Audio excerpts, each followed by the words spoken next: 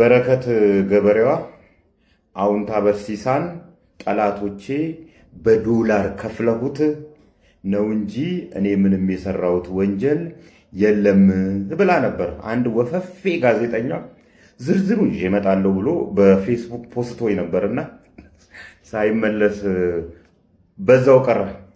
ጠላቶቼ የምትላቸው እነ አብይ ይልማ ናቸው እንግዲህ ለኔ ዶላር የከፈሉኝ። እሺ እነሱ ዶላር ከፈሉ።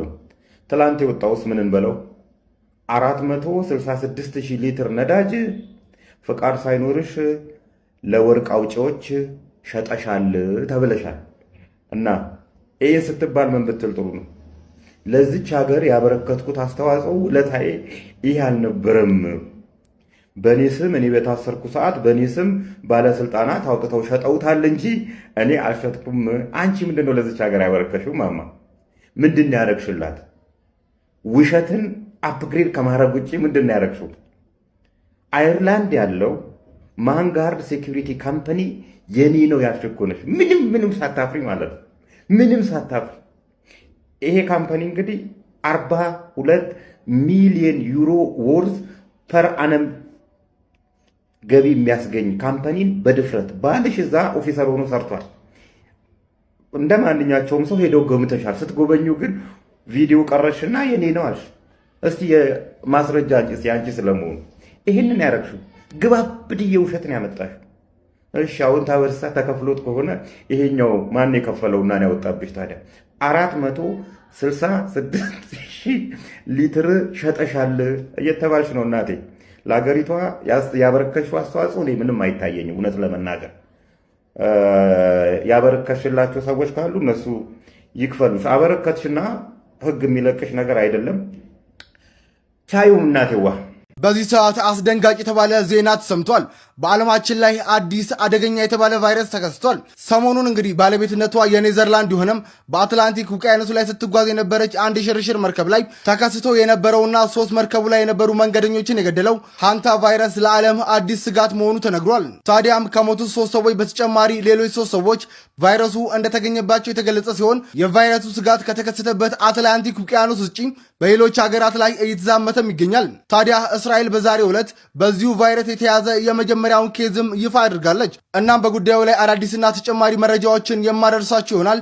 የፕላስ ምልክቷን እየነካችሁ ፎሎ ማድረግ ይከታተሉም። ደሳች ዜና ልንገራችሁ ዛሬ። ይሄ ምን ይላል? ቻይና 36 ሚሊዮን ብር ጉቦ የተቀበለውን ከፍተኛ የፖለቲካ አመራር በሞት ቀጣች ይላል። እንደዚህ የሚያስደስት ዜና የት ነው የሚገኘው? መች ነው ኢትዮጵያ 36 ሚሊዮን ብር ሲቀበል የነበረውን ጉበኛ የፖለቲካ አመራር በሞት ቀጣች የሚል ዜና የምሰማው? መች ነው? እንደዚህ የሚያስደስት ዜና፣ እንደዚህ የሚያረካ ዜና ፐርሰናሊ እኔ በጣም ነው ደስ የሚለኝ። ቢኮዝ ሌቦች ሀገራችን ላይ ዜግነታቸው ሊሰረዙ ይገባል፣ መኖር ፍቃድ ሊሰጣቸው አይገባም ብዬ በቂ የሆነ መከራከሪያ ስላለኝ ነው። አንድ ጫውታ ላጫውታችሁ በዚህ አጋጣሚ። ሁለተኛው የዓለም ጦርነት እንዳለቀ እነዚህ በዘር ማጥፋት እና በጦር ወንጀለኝነት የተከሰሱ የናዚ ሰዎችን የሚዳኝ ፍርድ ቤት ነበር አሊያንሶች ያቋቋሙት ፍርድ ቤት ነው። ከነዚህ ውስጥ በጣም ብዙዎቹን በሞት እንዲቀጡ ወስኗል። ይግባኝ የማይባልበት ፍርድ ነው ያን ፍርድ። እነዚህን ሰዎች ግን የገደለ ሰው አንድ ሰው ብቻ ነው። ወታደር ነው። ከቤቱ እንደ ማንኛቸውም ወታደር ዝንጥ ብሎ ነው የሚወጣው። ሲወጣ ከዛን ባሱን ይሳፈራል። ሊገል የሚወጣ አይመስልም። ባሱን ይሳፈራል። ተረኛ ሟች አለ። ቄስ ያመጣል። የመጨረሻ ቃሉን እንዲያወራ ይደረጋል። ቃሉን ከተቀበለው በኋላ ቄሱ ይወጣል። አፋፍ ላይ ያቆመዋል። ገመድ አንገቱ ላይ ያስገባና ገፍተር ያደርገዋል። ከዛን ሲፈራገጥ መሞቱን ካረጋገጠ በኋላ ከዛ ወጥቶ በጨርቅ ጠቅልሎ ቀባሪዎች አሉ፣ ለቀባሪ ይሰጣል። ስራውን ሰርቷል። ምንም የተፈጠረ አይመስለውም። ወደ ቤት፣ ወደ ልጆች፣ ወደ ሚስቱ ይሄዳል ማለት ነው። ይሄ ስራ የኔ ቢሆን አስባችሁታል? ይመጣልኛል 30 ቁጥሬን ባስ ተሳፍሬ ዝንጥ ብዬ ነው የምወጣው። እንደ መንሱር ጀማል ሽቶ ልቅልቅ ብዬ ዝንጥ ብዬ እመጣለሁ። ከዛን ይቀርብልኛል። ቃሉን ራሴ ልቀበለው ይችላል አስፈላጊ ከሆነ እንደ ህጉ ቄስ ይቀበለውም ሼክ ይቀበለውም ካሉ እንደ ህጉ ቃሉን ይቀበለዋል። አፋፍ ላይ አቆመዋለሁ። ገመድ አንገቱ ላይ ያስገባለታለሁ። ገፍተር ሳረገው ሲፈራገጥ የሚሰማኝ ሐሴት ወይ እንደዚህ የሚያስደስተኝ ነገር የለም። የራሴ ነው። ጨካኝነት አይደለሁም። በፍጹም ሌባ እንደበደለን ማንም የበደለን የለም ኢትዮጵያ ውስጥ። ወር አደርጋለሁ፣ ቼክ አደርገዋለሁ። ቻው። ይሄ የሞት ፍርድ በጊዜ ኢትዮጵያ ውስጥ የሞት ፍርድ አለ፣ ግን ተፈጻሚ የሆነው በጣም ትንሽ ሰዎች ላይ 3 ሰዎች ምናምን ሰዎች ላይ ነው።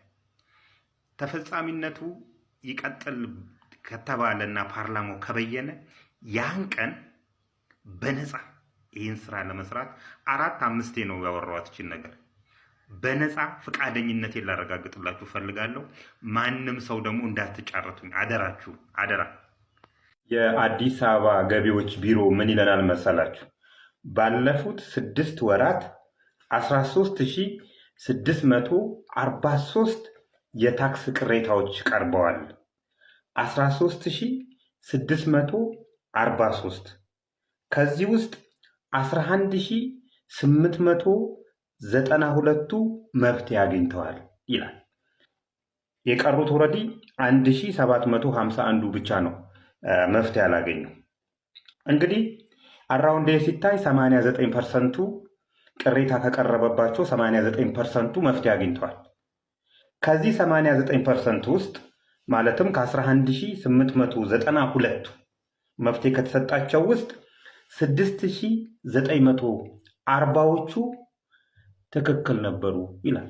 58%ቱ ትክክል ስለነበሩ 579 ሚሊዮን ብር የታክስ ውዝፍ ዕዳ እንዲነሳላቸው አድርጌያለሁ ይላል።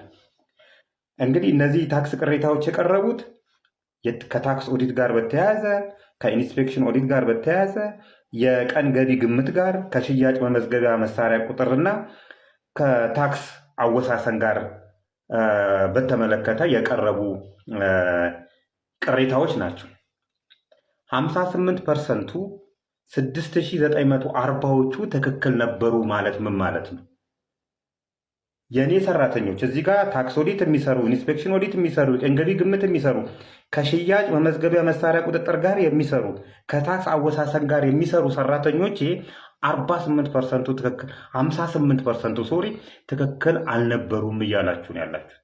እነዚህ ሰራተኞቼ ወይም የችሎታ ማነስ የታክሱን አለማወቅ ችግር አለባቸው ወይም ደግሞ ሌቦች ናቸው፣ የሌብነት ባህሪ ያለባቸው። የራሱ እየመሰከርክልን ያለው ህብረተሰቡ ያቀረበው ቅሬታ፣ የንግዱ ማህበረሰብ ያቀረበው ቅሬታ 58%ቱ ትክክል ከነበረ 58%ቱ የአንተ ሰራተኞች ትክክል አልነበሩም ማለት ነው። ስለዚህ ራስህን መፈተሽ ይጠበቅባል። በእርግጥ ታክስ አካባቢ የሚሰሩ ኢንስፔክሽን ኦዲት የሚሰሩ የተለያዩ እንትኖችን ታክስን የሚሰሩ ሰራተኞች ከነዚህ ከሌብነት ጋር ግንኙነት የላቸውም ማለት ይከብዳል። ስለዚህ ራስህን ብትፈትሽና የንግዱን ማህበረሰብ ባታንገላታ ጥሩ ነው እንልሃለን እኛ።